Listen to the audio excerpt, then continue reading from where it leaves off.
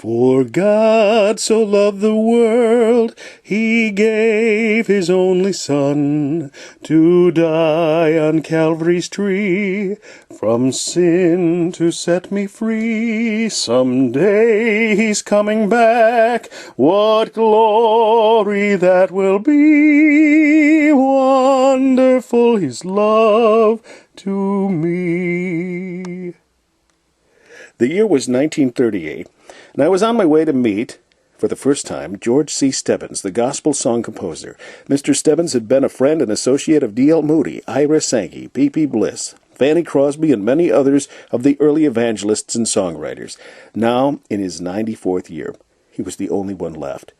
As the mileage on the sign pointing to Catskill, New York, became less, the anticipation of meeting him grew greater, for I was going to meet the man who could tell me about the early pioneers of the faith from personal experience. No doubt he could tell me much about them that had never been written. And I was sure he would also give me some interesting stories of how his and many of the other gospel songs were written. I could hardly wait. At long last I arrived at Catskill, and after stopping for information as to where Mr. Stebbins lived, I found that his address most appropriately was on High Street. In a few minutes I had found a quaint little brick house. My search was over, and I was about to meet the man who would do much to inspire and encourage me to dedicate my life to the ministry of music. In fact, it was the first visit which would provide the inspiration for writing the most widely known and used song I have been permitted to write. Here is how it happened. My visit had come to a close, and I was on my way to a meeting in Oneonta, New York. Mr. Stebbins had drawn back the curtain of the past, and for 3 hours he had introduced me to men and women who before had been only names to me. But as we traveled memory's lane, it seemed that they again were alive, and I could hear them speak and sing. Why, at times I even thought I heard the happy and contagious laugh of Fanny Crosby as she, though blind, shed abroad her sunshine of joy and cheerfulness. We chuckled as Mr. Stebbins told of Mr. Moody singing on one note, and how he thought the pump organ had developed a cipher. Tears had filled our eyes as he told of his last goodbye to P.P. Bliss, who a few days later was killed in the great train wreck at Ashtabula, Ohio. And on we traveled, and each step gave testimony that these great saints had accounted it a privilege and an honor to serve the King of Kings. Humbly, but convincingly, Mr. Stebbins told me of God's working in his life, and how the inspiration had come to him to write so many of his songs. Then the time had to come to pull memory's curtain.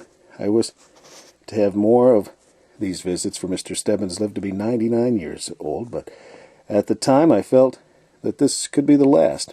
I'd been on the mountaintop, and the inspiration and blessing of the 3 hours would never leave me.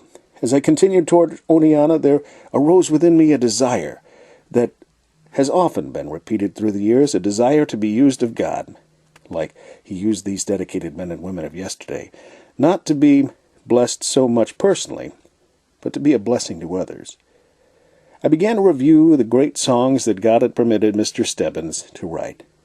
Would there be room for one more song, even though small, that I might write that could sing its way along with the songs of Stebbins, Crosby, Bliss, and others? As I drove along, I began to hum a melody, and soon words with a familiar theme began to fall into place. By the time I reached Oneonta, I had completed all but one phrase. The meeting was to begin in a few minutes, and so all I had time to do was to jot down the melody and the words that I had. I left these on the piano, then rushed to church. At the time I was a guest in the Townsend home, in the family were 2 sisters, Grace and Frances. Grace was an invalid, and Frances an English teacher. While I was at the meeting that night, Grace, who was crippled, said to Frances, "I wonder what song Alice put on the piano." She and Frances had then gone over to investigate. They read my scribbled words, "For God so loved the world, he gave his only Son, to die on Calvary's tree, from sin to set me free. Someday he's coming back. And the next phrase was blank. And when I had concluded with, wonderful his love to me, they looked at the not-too-neat copy. Frances exclaimed to Grace, Al has left out a phrase. And with that she took the pencil I had left on the piano and wrote in the words, what glory that will be. God had used her to finish the song. When the song was published, I made sure that the names Frances Townsend was included. For had it not been for her, I feel sure that I would have put the song aside and perhaps never gotten around to finish it.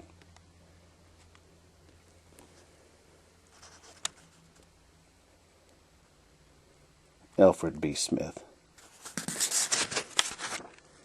And here's the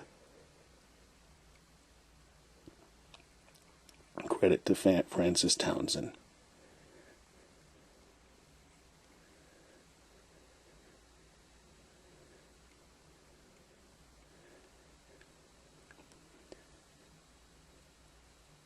For God so loved the world, he gave his only Son to die on Calvary's tree, from sin to set me free.